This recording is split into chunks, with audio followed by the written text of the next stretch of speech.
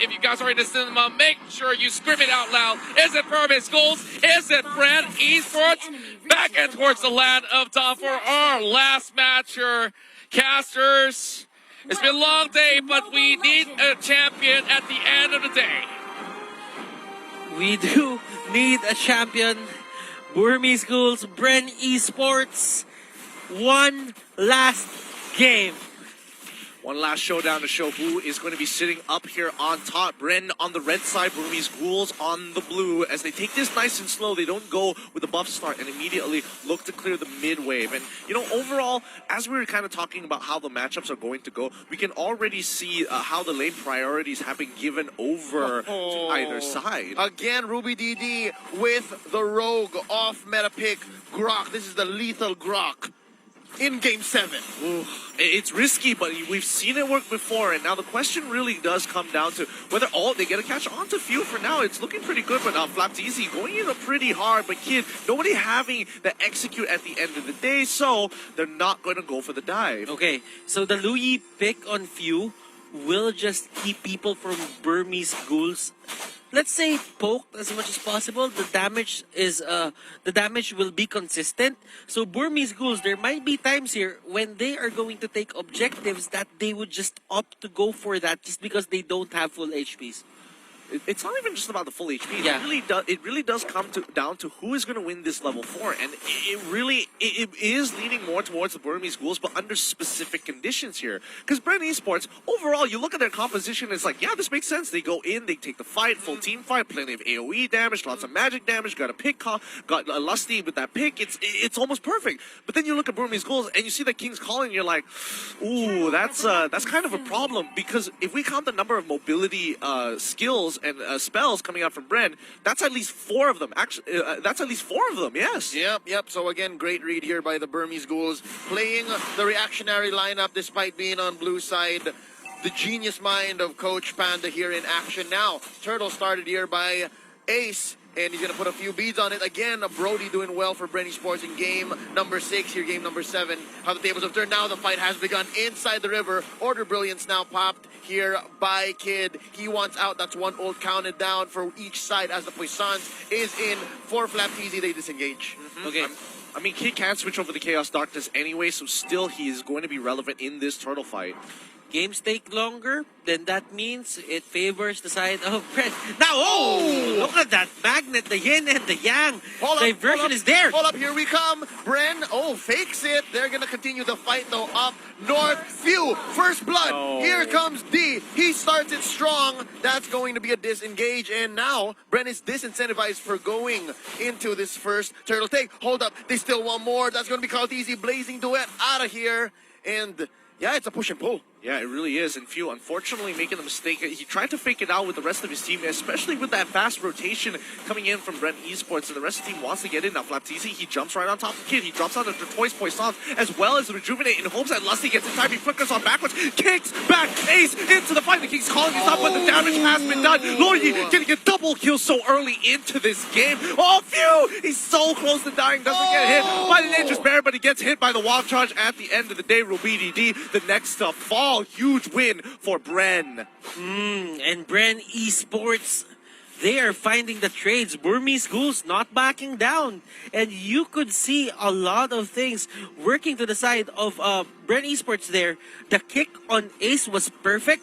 That's just what they needed at that certain point in time. The exact target. Now, quick item check before the 5-minute mark. That's already tough boots onto Lusty. Carlteezy picks up the Raptor Machete. He uses the ult to disengage. That's 2 chasing down onto him. And look down bottom. This is actually some pressure onto Ruby DD. I think Bren Esports have had it with this surprisingly lethal Grok.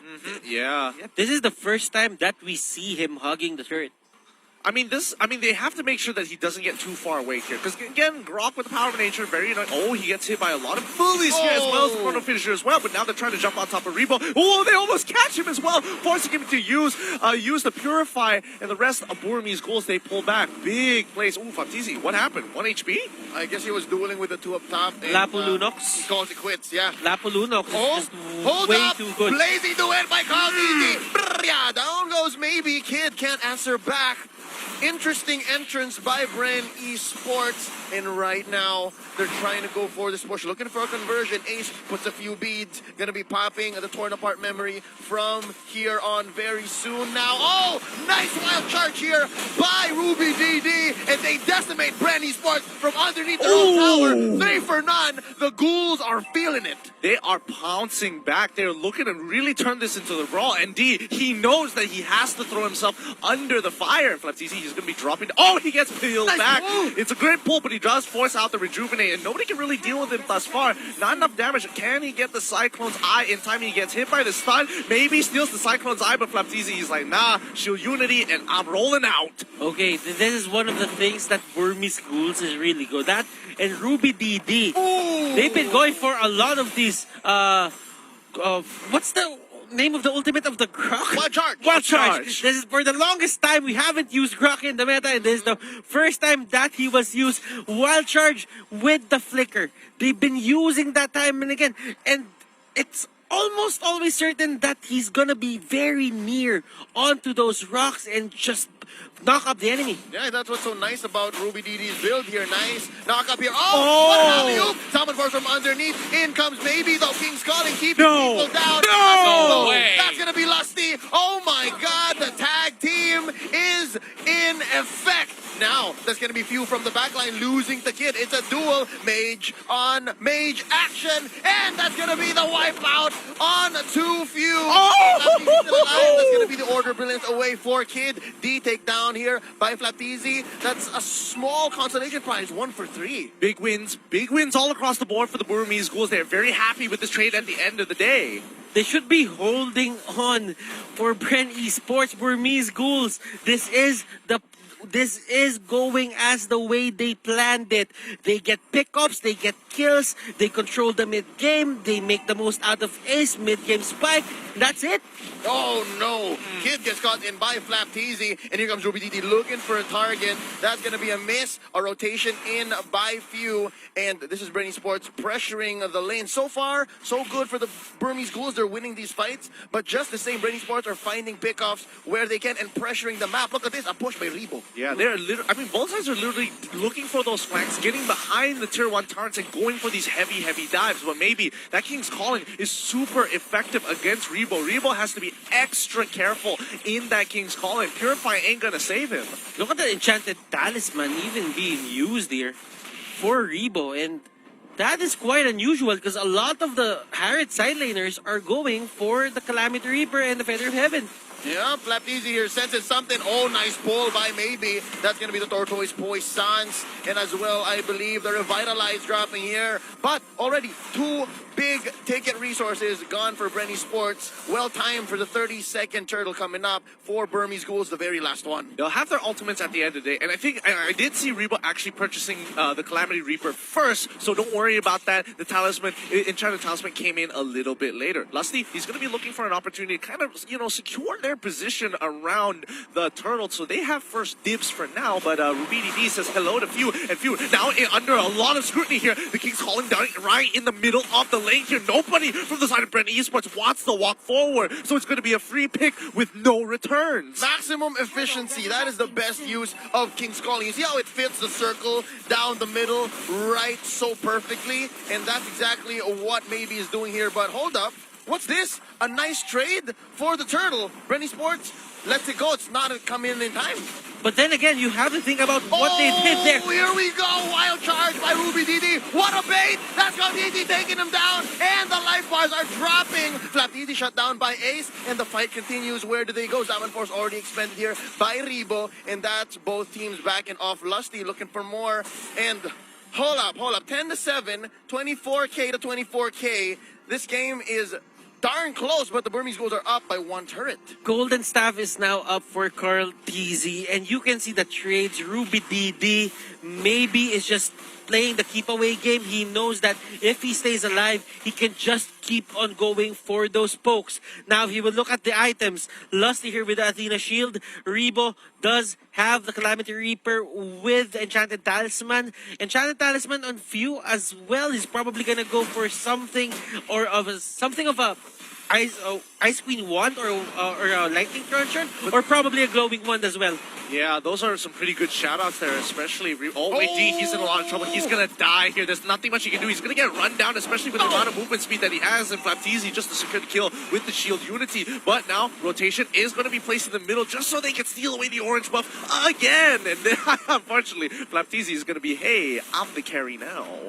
Oh, actually, that is the case, and now Kid gets caught in here. That's going to be quite a hit from the back line as Ruby DD goes in with a wild charge. Maybe here, caught out Flaptizi inside the the purple pit, and that's going to be the back out. Oh, nice knock up. Nice way of the dragon, but they take out Flaptizi first. Lusty still in here. Kaldizi, blazing duet. He's trying to get one. That's going to be Kid, and they back out. Oh, nice power. Nice swing by Ruby DD, but it's not enough. Double kill here for Kaldizi. 2 for 1. And while that's happening, we have Rebo and Few going to the bottom lane. Lord's up. Lord's up. It's free. Lord's up, and they gatekeep the Burmese Ghouls from walking up forward. They made sure they teleported right in front of the base, making sure that they're standing on towards the top right side, just in case if D wanted to get a little bit more physical with them. But now they have the River Crab under their side. Kaltizi is kind of huge in these situations, and as of right now, Ace, he's got the burst damage, but Kaltizi, he's got some strong AoE. Remember, the last time that they picked the Claude, it was relying on Claude alone. The damage output came from him alone. Right now for Bren Esports, they have this insurance policy. They have Rebo and the Harith, and both of them will have to carry the damage of this team. Not to mention, Few just purchased the Necklace of Durance, and that's going to be very, very helpful, especially against Ruby DD as well as D. And let's see how this fight, as it's about to occur, they want to look for that big engagement. Here we go, Lord at about 1/6 of his health. That's going to be a reset. Flaptizi already pops here. The Poissons rolling out.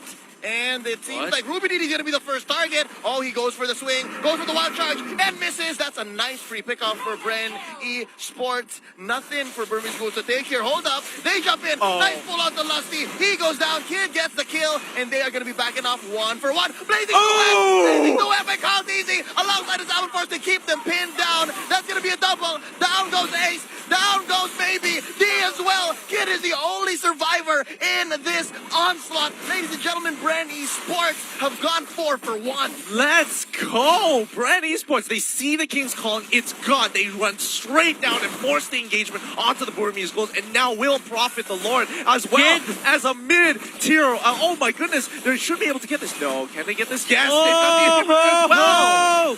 The King's calling really worked their way, but look at Kaldizi trying to go for Kid. He takes down Kid. No. Kid just falls right in front of his base, and so far Bren Esports are not acknowledging any of Burmese Ghouls' efforts to protect themselves. So far, I think the Burmese Ghouls, they are trying here to just bait Bren Esports. Again, nice pulls by maybe so far, but I think Bren Esports knows that as soon as the pull happens, they leave who's gonna die and then just disengage and then come back around. This is the whole rope-a-dope Burmese Ghouls have been using all series long. And not to mention that this is the first time we're actually seeing the Burmese Ghouls starting to really sweat against Bren. They're making some really unnatural mistakes, like similar to Game 1. But with Lord marching on through, they can't afford to lose their members. They have to break this Lord, and they have to be able to protect themselves. But Bren, they want to force the situation. They're going to be starting with the inhibitor down on bot side. Few taking a little bit of damage, but D wants to go even a little bit further. He's trying to get on Few. He's trying to execute Few, but instead he gets kicked on backwards. Flaptizi now trapped all by himself in the King's calling. Rebo gets pulled on in. He's trying to get on out of there. Maybe flickers forward, but now this is where they turn the tides here. Bren Esports, they're looking at my goodness! This is it. Kid is the only one left. Can he defend? Ladies and gentlemen, Bren Esports are your M2 champions. From the lower bracket, they crawled out. Bren Esports are your M2 world champions. With one